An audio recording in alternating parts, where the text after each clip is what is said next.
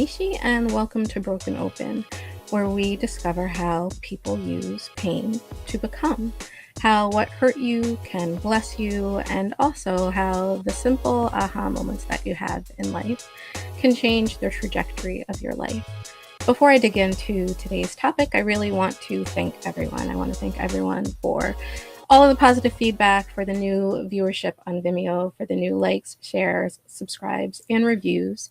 Broken Open doesn't exist without any of you. And so thank you very much for positive feedback regarding my last episode, Streams of Consciousness, and for giving me a topic idea for today. And so today we're going to talk about gratitude. Gratitude is twofold. It's about giving thanks for and accepting what is, and it's also about manifesting. And so if you've listened to any of the episodes or watched any of the episodes on Broken Open, you've borne witness to individual stories and how they got through. And a lot of people, despite horrific circumstances, despite trauma, despite sadness, despite pain, have given gratitude. Gratitude in hindsight, sure, but also gratitude during, gratitude in the midst. And so we're going to talk about that a little bit first. And in regards to some of my former guests, we're going to speak really quickly about Jessica Lewis and how she utilized gratitude. So Jessica Lewis is the host of Container Life here on One Institution Media, and she was really gracious in sharing her story in episode 8, I believe it was. So episode 8, she shared her story of abuse and trauma and loss and gratitude and overcoming and what she does now and where she is now and how she utilized that. And so she was in the midst of these circumstances, but still found things to be thankful for. She may not have been thankful for the circumstance itself, but she found things to be thankful for throughout her life. And that gratitude, because gratitude is alchemy, kept paying forward and giving back, right? So even as these horrible things were happening, there were good things in the works or good things happening too. And she had the presence of mind from a young age to recognize that and to embrace that because of leadership from her mother, because of her faith, because of a myriad of reasons, right? And so Jessica used gratitude that way. And then the manifestation part came later when, while all sorts of different things were happening and she got caught in the real estate bust, she wrote, not only was she giving gratitude, but she wrote herself a check for $1 billion. So we know the Black billionaires, right? We've got Oprah, we've got Jay. But she wrote, those are like the popular ones, but she wrote on a check $1 billion and she was manifesting this $1 billion for herself. And now Jessica has businesses and interest worth $1 billion. So there's something to be said for gratitude. If we talk about Reggie George, who also has a show on One Institution Media and who had a tragic incident happen to his daughter. His daughter got stabbed in the head, as referenced in episode 6, Scars and Silver Linings, by a boy over something super trivial. His other daughter watched, and his daughter is doing fantastic today. So we're so thankful for that. But in the midst of all that, was Reggie grateful that it happened? Absolutely not. Of course not. How could he be? Was he grateful that the injury hit in such a way that it spared her brain function? Yes. Was he grateful for her surgeons and her team? Yes, absolutely. Was he grateful for having family that he could lean on and that could band together? Yes. Was he grateful for his father being a role model and a rock for him during that time and inspiring what he needed to be for his family? Yes, definitely. And through that circumstance came his father figure movement, which is helping hundreds and thousands across the country have father figures, exactly what his movement speaks about. And you can check out his show. And had it not been for that incident that happened to his daughter, he may have missed this part of his purpose and this part of his calling. And so gratitude helps to move you through. Gratitude helps to get you through. Going to share a little bit about some of my experiences and the gratitude that I found in hindsight and how I've learned to have gratitude in the midst of circumstances. So I used to feel like I was at the effect of life and that I was not affecting life, right? So worst case scenario always seemed to happen to me, one thing after another, and I felt as if I had no control. I felt as if I had absolutely no say. I was stressed by it. I lived kind of, from one thing to the next, riding the wave, but really kind of staying down. And so I always say, if you picture a tumbleweed and the tumbleweed's being blown about down a dirt road or a dusty road, that was me. I was the tumbleweed, right? Just being blown back and forth and around. And I lived that way for a really long time until I didn't. And how it started was really what I'm speaking of today, gratitude. I learned that I can affect my life and that I do have power and that alchemy lives within me and that things work for good for those, right? And so I learned all of these things and will look back at my life, traumatic childhood for me, in hindsight, so thankful that it wasn't worse. I am grateful that I witnessed toxicity in a relationship between my parents, that I witnessed domestic abuse between my parents, only because it taught me what not to want. So, in absence of someone instilling what a good relationship was and what those pillars were and what a foundation was, I had to take what I had and learn to do the opposite, right? Learn to embody the opposite. And I did. So, domestic abuse in my home, very stressful, very traumatic. Um, but I learned from watching that relationship. There was cheating in my home. And I am grateful that I learned, right? To be faithful, that I learned from that episode and from those things in my childhood, seeing that, bearing witness to that, carrying the pain and trying to protect my sisters from the pain of the domestic abuse and the cheating.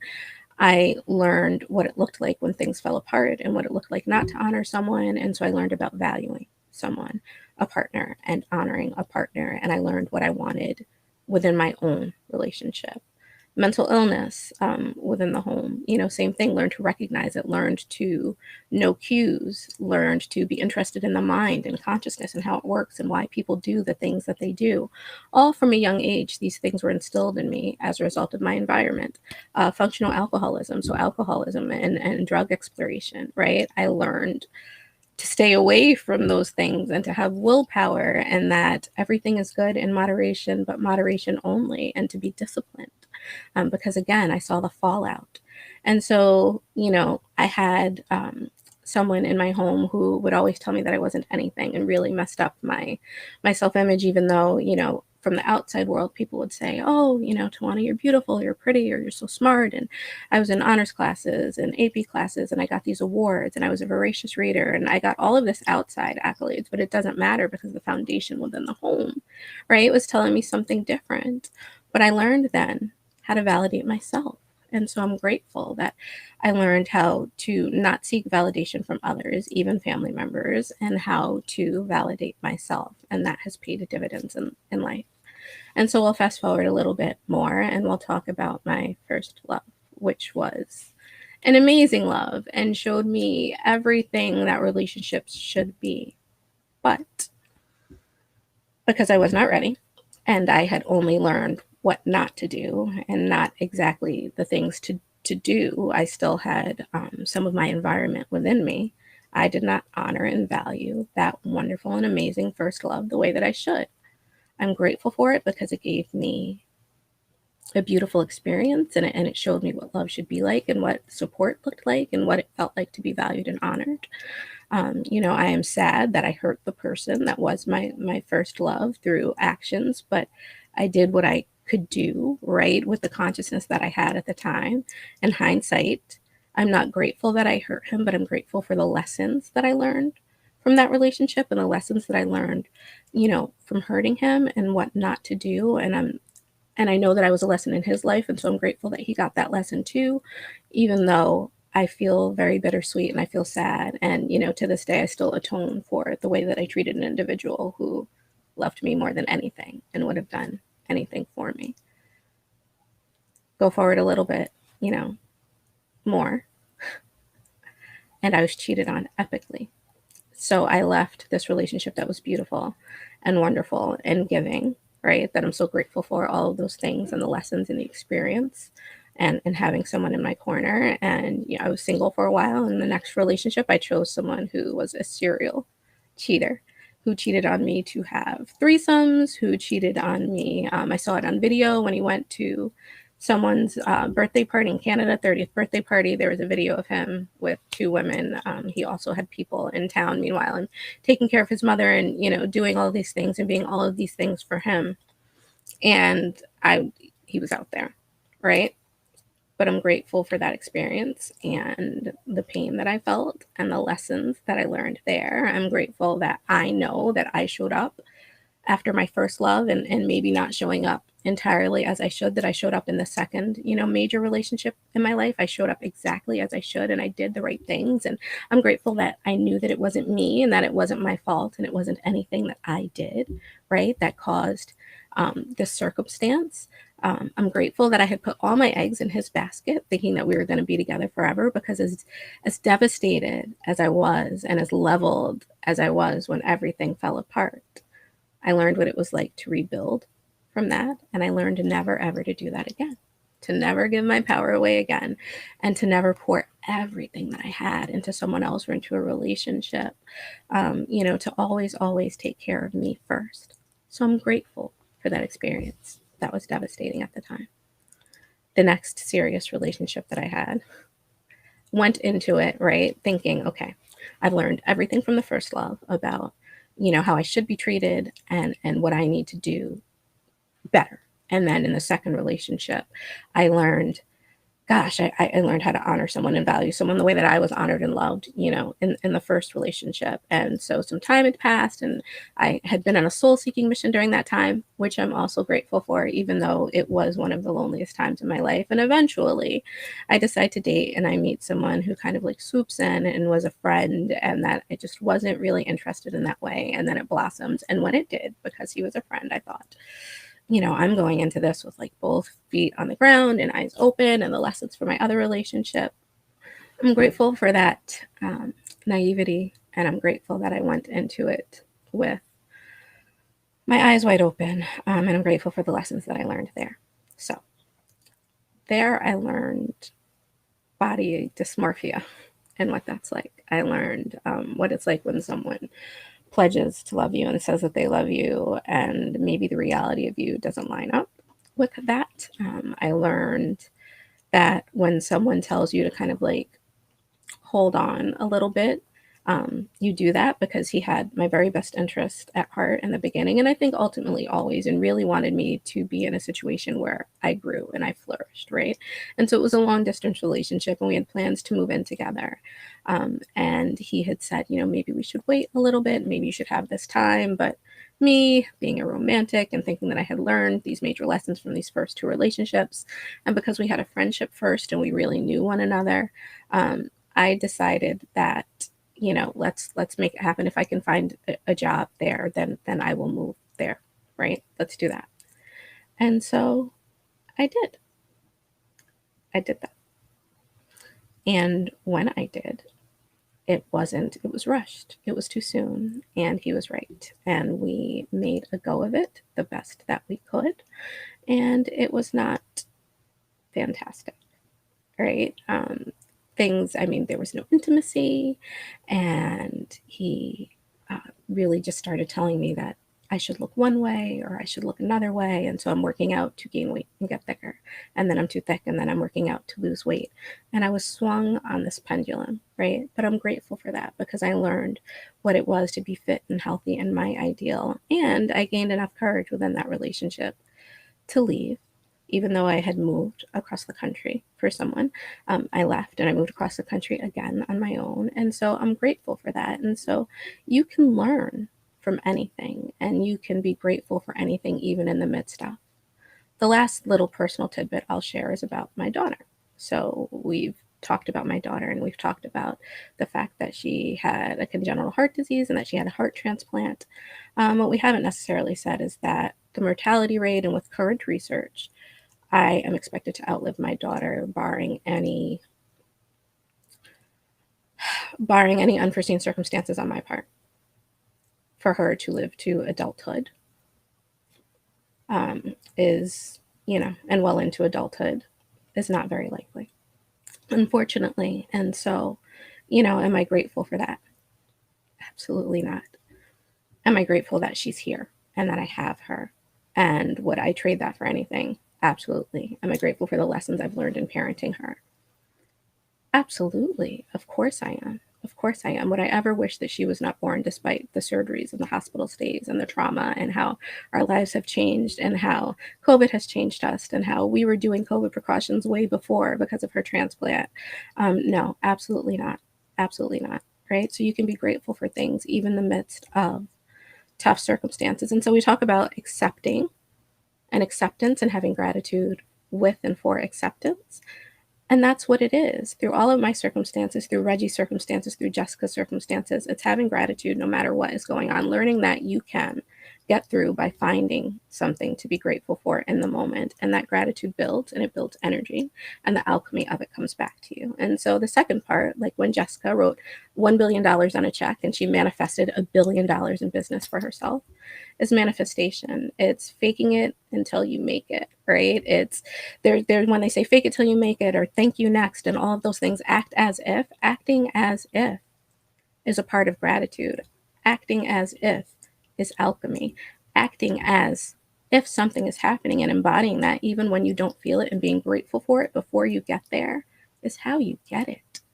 That's how you get it. That's what gratitude is, manifestation. And so I'm going to give you a few tips, just like Jessica did, just like I have put in my life to transition myself from that tumbleweed being blown about down the road by life. I'm going to give you a couple of tips of how you can start building that gratitude foundation in your life. And so the first thing is, every day, no matter what you're doing, think of 10 things, preferably in the morning, that you're grateful for. And there are some days, like when I was in the hospital with my daughter and she was dying for the second or third time, and we did not have support, and family wasn't there, and people that you thought would be there weren't there, and I was terrified for her life, right? What am I grateful for? What am I grateful for then? I'm grateful that she was still here. And I'm grateful that I had breath. And I'm grateful that I had the ability to discern messages and lessons from the doctors and learn about her condition. I'm grateful for the people who I didn't expect to show up that did. I'm grateful for embodying that family isn't always blood during that time, right? And just kind of pouring into that. And so I found things to be grateful for within that time frame, even as she was dying. Even if I didn't know she was going to make it, even if we were alone on an island for the most part, I was still grateful for those things. And so you write down what you're grateful for every day. 10 things, first thing in the morning if you can. At night, this may sound silly to some of you. You don't have to get the crystal or the rock. But if you get a crystal or a rock, you hold it. And before you go to sleep, keep it by your bed. And you say, these are the things that I'm grateful for today. This is the very best thing that happened to me today. What's the very best thing? And sometimes the very best thing could be that you got out of bed, or that the sun was shining, or that your AC is working on a hot day. So, as minuscule as it is, all gratitude begets more gratitude. In the church, and when you wake up, it's, I woke up and I was of sound mind and body and I had breath in my lungs, right? Sometimes that is the thing, even when life is falling apart, even if you're being abused or there's horrible things going on in your life, you cling to one thing to be grateful for. You're feeling like you are weighed down in bills, right, and financial obligation, and you feel as if you're not going to be able to make it out of that situation. Be thankful for your bills. I'm thankful for my bills. Why? What's the because? Why are you thankful for your bills that are drowning you? I'm thankful for my bills because of the goods and services that they provide. I'm thankful for my bills because of the goods and services that they provide. My phone bill that's so high allows me to be connected to the world and to work and to have conversations and to listen to music that brings me joy. And so you cultivate the habit of gratitude. And then comes in that manifestation of acting as if. There's a certain amount of money that you want for a certain thing, or that would make you happy. You write yourself a check for that amount from the bank of the universe or from gratitude, and you look at it and you act as if, as you meditate on it every day. Jessica had that $1 billion. No matter what was going on in her life, she looked at that check that had $1 billion written on it, and she spent just a few seconds, 30 seconds to a minute, thinking, gosh, how would I feel if I had this $1 billion? And what would this $1 billion do for me? What would this $1 billion give for my life? And how would I give back with this $1 billion? And she allowed herself to be in that moment of feeling that $1 billion. And so you can start out small. It could be enough money for a bill, or it could be a down payment for a home. It could be a class that you want to take, right? But you write yourself a check for whatever amount it is, and you put it somewhere where you'll see it, on your dashboard in your car if you drive a lot, on your mirror in your bathroom, and you look at it every day and you feel as if. If you want to lose weight and you feel like you're frustrated and nothing you're doing is working, or you don't have the motivation for it, and you find yourself looking at others and thinking, I wish I was that size, or I wish I had that body, or if I did have that body, I would, whatever. And so instead of lamenting the fact that you don't, act as if. I was 20 pounds overweight. I'm 5'1", so I'm short, and I was thicker than a Snicker. I was a little bit thicker than I personally like to be, right? And I just felt mired down by life circumstances. And I just started looking at, I didn't want to be anybody else. I just wanted to be me from maybe 5 years ago. And so I looked at me from 5 years ago, and I would say, thank you for this body that I have now. And thank you for being this size, even though I wasn't that size, right? So basically you could say I was lying to myself almost, but in a positive way, because I was lying to myself in the sense that I was manifesting and being thankful for something that I didn't have yet, but that I wanted and that I aspired to have and that I knew. And so that's where manifestation comes in. But you can't do these things once and leave it alone and say, oh, nothing's happening. Like anything, you have to have tenacity, and you have to have intention, and you have to have patience. But more importantly, you've got to have belief or faith, however you like to determine or call your faith or belief. You have to have belief. You have to have faith in the fact that whatever it is that you're asking for will come, that it's on its way. You don't know how, right? And so if you're a Christian or if you're in church, they talk about faith and they say, you don't know how. You just blindly take that step. It's not for us to know how, whether you're a Christian or in whatever religion you are, or if it's just this practice of gratitude. I am a type A person, and I want to know the whys and the hows and what's going to happen and how it's going to happen, but it's not about the how. It's about giving gratitude because it is, trusting that it is. And that's how you manifest. You trust that it is. And that's how you get through circumstances that are tough. You accept what is, even the tough things, even your daughter dying, even being a caregiver, even being in a tough relationship, even being mired down by finances. And you find something within those circumstances to give gratitude for. Jessica was being abused, found things to have gratitude for. She lost everything financially, was giving gratitude. Reggie's daughter's life was in jeopardy, and he didn't know if she was ever going to regain brain function. He gave gratitude. My daughter's dying, and I gave gratitude. I grew up in a toxic environment, and I gave gratitude. I look back at everything that I've gone through that sent me to the next thing. And it's because of those things that I am who I am today, and that I'm a work in progress, and I have something to give back to all of you, right? And so I give gratitude for that. So start your gratitude practice. It's never too late. And if you stop, you can always pick it back up. Just like with anything, you can always pick it back up. Write down your 10 things that you're grateful for in the morning. At night, before you go to bed, preferably hold on to something as an anchor or a rock or a crystal, and you talk about that very best thing that happened throughout the day. You manifest those things that you wish to see. And every time you're upset about something, change that thought into something that you're thankful for about that something. Somebody betrayed you. Can't tell you how many people I've been betrayed by. But what lessons did I learn from those individuals, and what did that betrayal give me? There's always something to be gained. Always something to be gained. And always something to give gratitude for. And so that's how you use gratitude in a valley, in a broken open situation, to get you by. Some things that I say might sound a little new age, or might sound as if they're not possible, but I am my own testimony, and I'm always glad to share my story. And if you just look back at all of the episodes that I've had on this show, then you'll see that gratitude is a key component of how people got out of their valleys. And so if all of us have managed to do it, then there's no reason why you can't. The power's within you, just like the power's within you for everything and anything. The power's within you. You just have to make the decision. Make the decision to embrace gratitude and watch it help you change your life and change your circumstances. The very circumstances that were breaking you down can break you open if you utilize gratitude. So thank you for listening, watching. Please like, share, and review. And also know that I give gratitude for each of you, each of your presence, all of the support for the show, gratitude for One Institution Media and what we're doing for Black art and Black creativity, and how we're moving lives forward with One Institution Media every day. Once again, this is Broken Open. I'm Tawanna Nishi, and I will see everybody soon. Thank you.